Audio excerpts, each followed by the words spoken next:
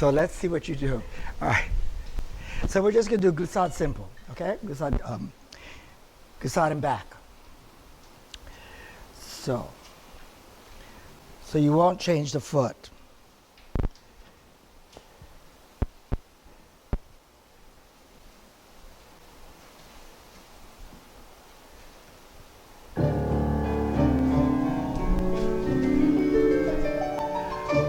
One and two, three, four. One and two. You're gonna stop in fifth. One in fifth.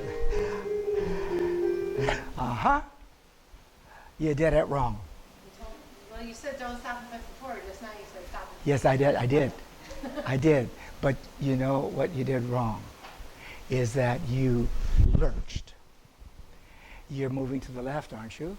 Then your body's on the right.